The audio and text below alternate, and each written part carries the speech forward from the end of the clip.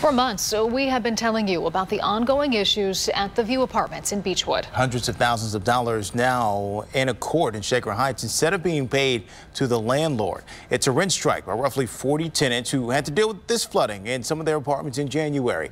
E-Team's Kevin Barry has been following their fight from the start and explain why they're still at the mercy of the building's ownership. Even when the water is falling from an apartment ceiling with clothes piled in the hallway to stay dry, the road to making tenants whole again isn't clearly defined. Once this flooding in January was cleared up, residents at the View became angry with how management treated them. My rent to you? Neil Weinberger has been helping organize the rent strike over the last 3 months, sending roughly $250,000 to the Shaker Heights Municipal Court.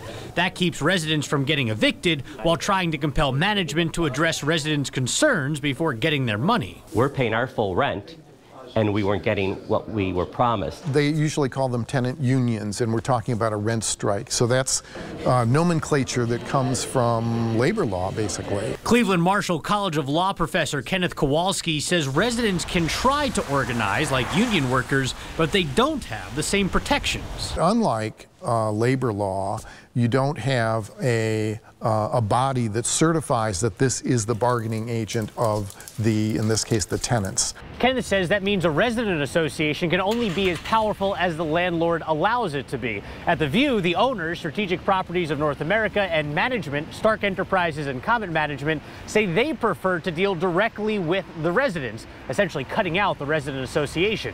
In Beechwood, I'm Kevin Barry for the E-Team. The building's